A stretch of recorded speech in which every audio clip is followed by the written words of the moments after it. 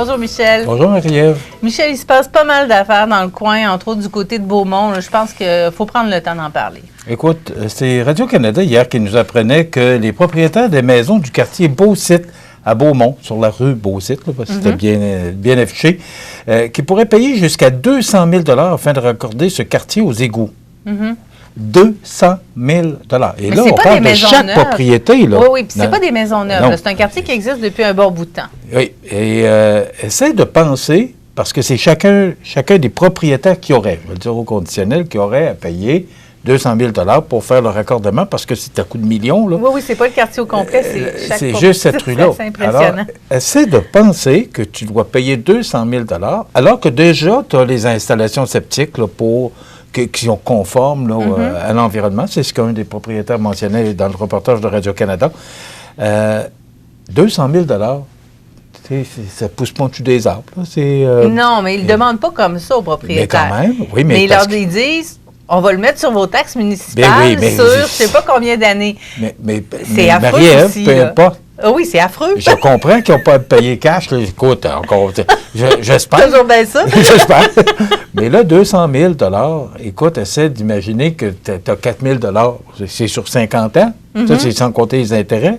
Oui, donc c'est pas facile de revendre sa maison dans ce temps-là parce que les taxes ne vont pas diminuer si c'est un nouveau propriétaire. Imagine-toi donc que le propriétaire, lui, veut vendre sa maison pour toutes sortes de raisons. Il veut l'âge ou il y a toutes sortes de raisons qui fassent qu'on puisse vendre sa maison.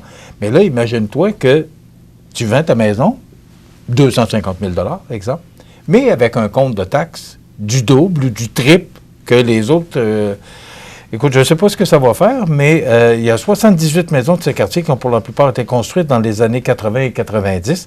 À l'époque, la municipalité de Beaumont avait jugé que le raccordement du quartier au réseau d'égouts était trop onéreux.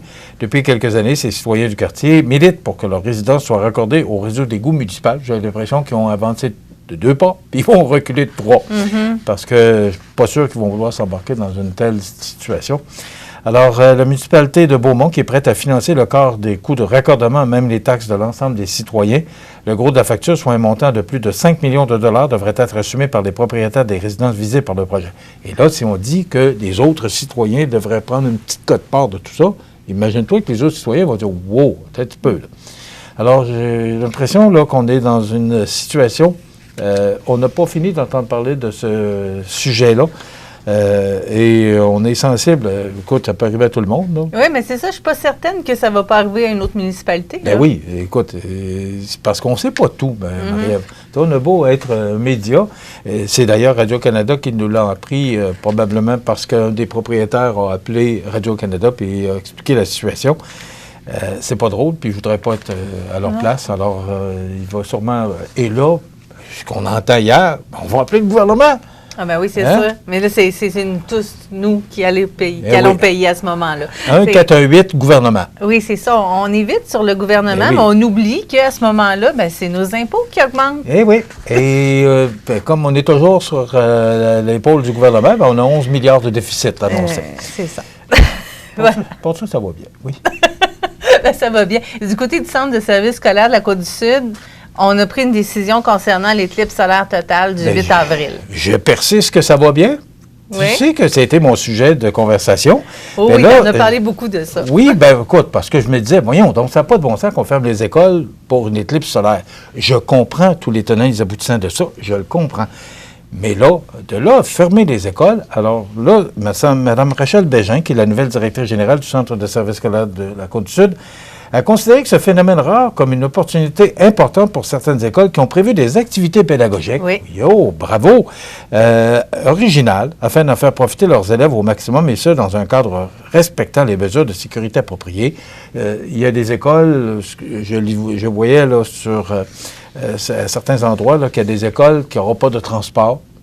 Mais si les enfants doivent rester à la garderie, ils vont rester jusqu'à 16h30. Sinon, on va fermer l'école à 15h, puis les parents pourront aller chercher leurs enfants. Tu sais, on se fait accommodant, mais je suis entièrement d'accord avec la décision du Centre de services scolaires.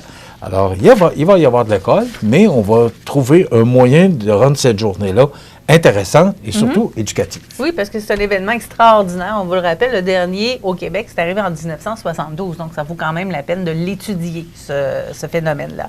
Michel, demain, on va recevoir Josiane Dumais, qui est agente de développement à la MRC de Lillet. On va parler de Accès Lillet. Je ne sais pas si tu connais ça. C'est vraiment, ça donne accès justement à beaucoup de choses, à bien des gens. Et chronique culturelle, on va recevoir Bobby Basini et Marianne Trudel, entre autres. C'est un rendez-vous. On vous souhaite une belle journée en Côte-du-Sud.